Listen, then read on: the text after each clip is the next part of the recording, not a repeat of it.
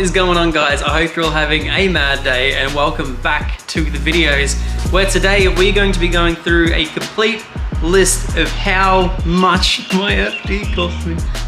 You guys all know that the FD wasn't always the most reliable thing in the world, and it was one of those cars where I knew going into it, and everyone had told me that parts were expensive, and I was like, surely they can't be that hard to find. Boy, was I wrong.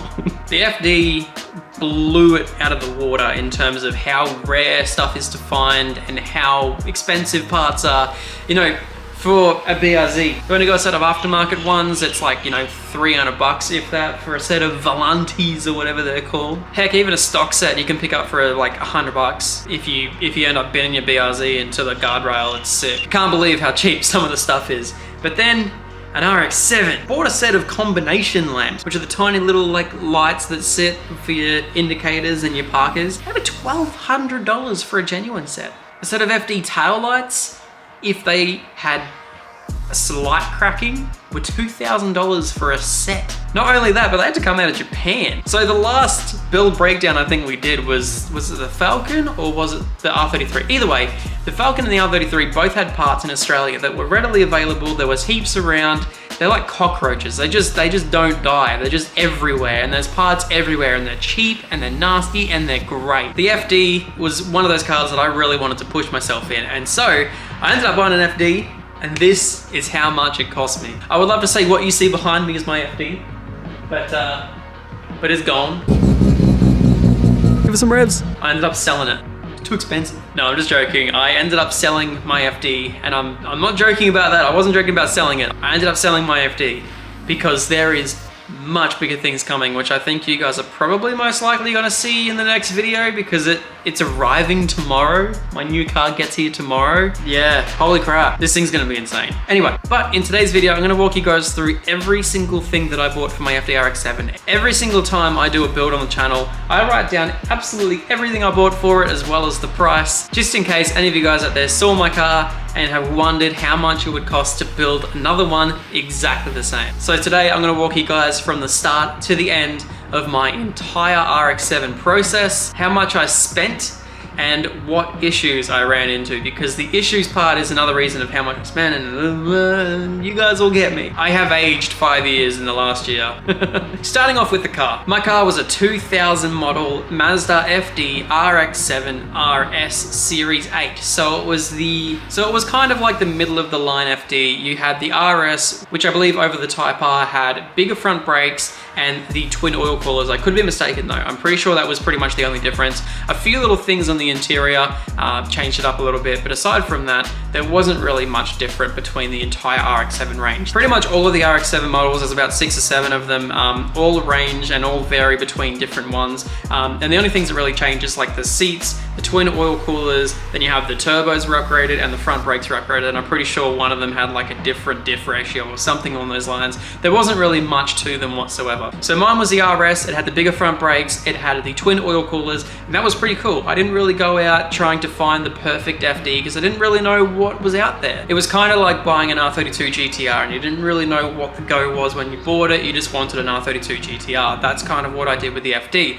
I saw one that came up for sale, it was local, and I was ready to drop my entire life savings on this car. And I did pretty much. I dropped everything. I sold my car, I sold a lot of my possessions because this was my dream car, and as soon as one came up for sale, I was getting it, and I have no regrets because it was the most incredible thing to work on. The car cost me $50,000. Now it would have cost me $55,000 if I want to keep the BBS wheels that came on the Spirit Rs. I opted to, instead of buying it for $55,000, I ended up buying it for $50,000 and letting the owner keep his wheels. That was one of his things. I said, can I get the car for any cheaper? And he's like, look, take $5,000 off the price and I want to keep my wheels. No worries at all, because that led me to go and buy my TE37. On my list of expenses, the TE37s was the first thing that I bought for this FD RX-7. 18 by 10 rears and 18 by 9.5 fronts was actually not too bad. For a lot of these people thinking they're about $4, $5, $6 grand for a set of TEs, It was actually $2,800 for that full set. Getting it over to Australia was the next biggest thing. $1,000 in shipping. So yes, $3,800 for a set of rims. That was the first thing that I ever bought my FD, and I actually bought them before I bought the car. And of course you have to fit some mad tires to the TEs. I ended up going with a set of Nankangs. I knew for a fact that, you know, if I was to go with a set of like Michelin's or, you know, crazy Bridgestones or Yokohama tires or anything crazy, that I wouldn't be pushing this car far enough to the point where I would actually need to properly use those tires. I was more than okay with a half decent set of semi-slick, something that was still grippy and I could really push to its limits, but something that sometimes I could go over its limit so I could learn. I ended up picking up a set of Nankang NS2Rs, and honestly, I will use them again and again. They were $1,000 and they held up with 430 horsepower, which the car eventually made. I was stoked with the NS2Rs. Now I finally got the car on the road, I was driving it around, and this is where my coolant issue started. So first of all, I ended up buying a thermostat. So I ended up getting a Billion 71 degree thermostat, as well as some rad caps and everything else as well, because I had no clue what I was jumping into, from Matey, and that cost me 250 bucks. It was expensive. As I said, everything on this car is expensive, but I wanted to do it to make sure it was perfect and make sure it was Mazda OEM, genuine, ready to go, was definitely gonna work, all that sort of stuff. So I put them on, still having overheating issues. So I went out and bought a set of side skirts. The side skirts were $720, but these were also sponsored by my good friend Francis at Angry Panda Factory. He wanted to see what these side skirts looked on my car, and I was more than happy to do that because I was originally going to buy them anyway, and I was incredibly stoked at the quality. If you were to go out and buy them today, they would cost 720 bucks. They made the car look incredible. After that, I then found a secondhand Angry Panda Factory bonnet that was actually yellow that we wrapped in carbon. So it was carbon fiber bonnet painted yellow, wrapped carbon fiber. It was really, really weird. So I found that one there for 750 bucks off my good friend Twan up in Brisbane. They also helped with the cooling issues, but at the end of the day, just doing rad caps and doing a thermostat as well as a carbon fiber bonnet was vented wasn't cutting it. So I went all out and I bought the Grady V-mount. This was probably my favorite part of the entire build. This kit went together so incredibly. Bolt-on kit was bolt-on. And even though my original car had been in a front end before, it had been repaired extremely well. But some of the brackets at the front you could see had been re-welded and had new weather seal on them and everything else as well. So I was a little bit skeptical at how much a Grady V-mount would actually bolt in. It bolted in. I don't know whether that's a credit to Grady or whether that's a credit to the guys that repaired the car in Japan. But yeah, Grady V-mount was incredible. I ended up picking that one up there for $2,970. The $1,000 shipping once again. Massive thank you to Jesse Streeter. With that as well, I also had to do a battery relocation, which was $350. I ended up doing pretty much zero gauge the entire way through the car. Kill switches, circuit breakers. I did the entire lot. It was absolutely awesome. I ended up buying a battery as well, which was 270 bucks. Full river battery. It was freaking awesome until I drained it before I started the car. And then I damaged it. That was fun. Along with all these things as well, I also did a Pack Performance water pump pulley. What these do is they sort of help cavitation, bubbles in the cooling system. Pretty much like an underdrive, in which case, you know, a larger pulley is gonna spin your water pump slower, but a lot more consistently. So what that was doing is that was able to sort of push water around the car a lot nicer and stop it from spinning too quickly and creating bubbles and doing all that sort of stuff. And I was stoked. Cube shifter went in the car. I was also sponsored the Cube shifter, but if you wanted to go get it today, it would cost you 200 bucks. I got some Fitment floor mats for 200 bucks. Once again, Fitment reached out to me and they were just beautiful. And as soon as I drove the car around for longer than 10 minutes, I'm like, screw it, it's silver. No one's looking at me. I'm just joking. I'm not a silver car guy. I hate plain colors.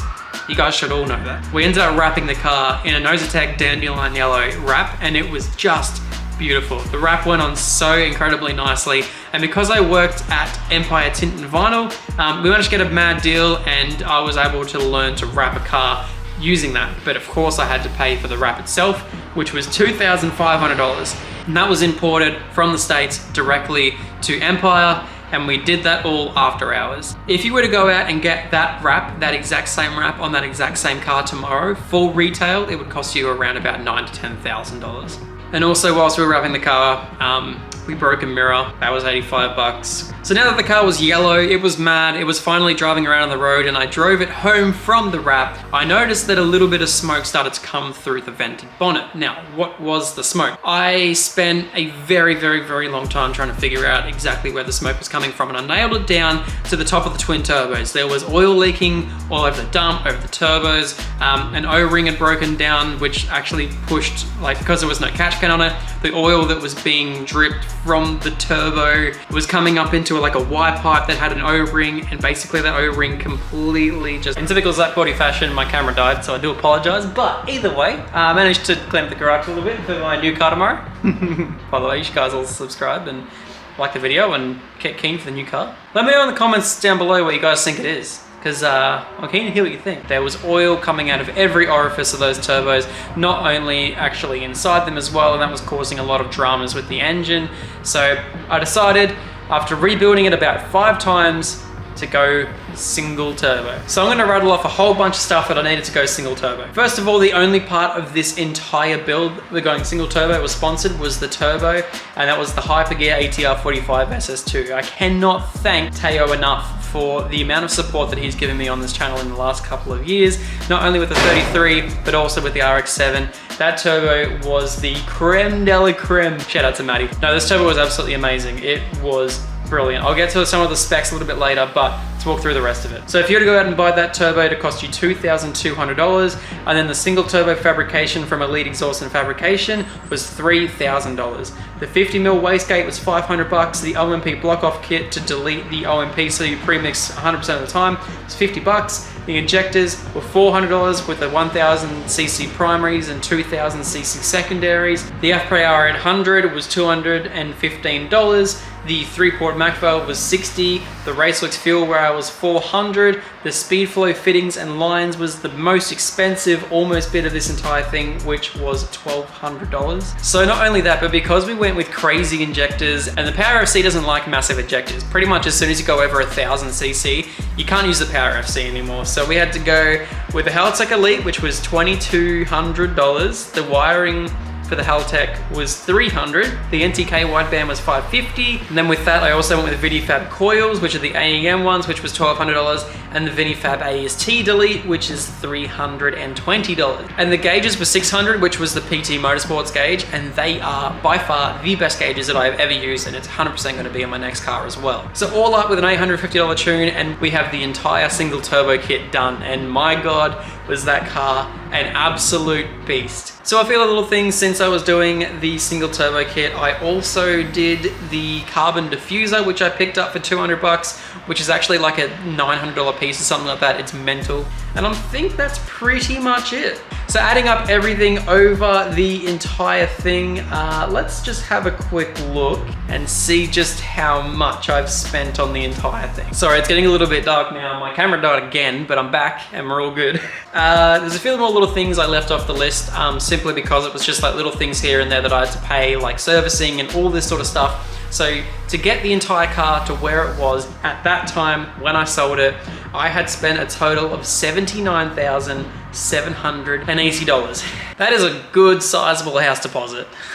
Yeah, then to remind me twice, Sarah doesn't. Would I go and do that exact same build again? 100% I would. I would probably tone it back a little bit, to be honest. That build was insane. If I was ever to get another FD, I probably wouldn't go as crazy as what I did with the single turbo and the Bridgeport and everything else as well. I would probably just try and tone it back and try and use some more, you know, like OEM plus things. Like if I was to go and get another FD, I'd probably do like a Grady V-mount again and do like a Grady single turbo kit and go with like a nice simple Haltech 1500. But have it all off the shelf, bolt in, ready to go, and try not to do as much custom work, and also try not to go as crazy horsepower. 430 horsepower on 14 PSI on 98 was just insane, and it was an incredible car, and it is very, very sad to see it go. So either way, I want to give you all a massive, massive thank you for watching today's video. I'm sorry it took so long. It's like almost dusk at the moment, but anyway guys, thank you so much everyone for watching today's video. I very much appreciate it, and I really appreciate you guys sticking around for all the videos. If you guys did like the FD RX-7 build on the channel, you guys best bet that there is something bigger and better coming, and it's going to be filmed so much nicer on this brand new Sony camera that I've got, because it's nice and big and massive and huge, and I'm very, very stoked with it. Anyway guys, I'll see you on the next one. Peace.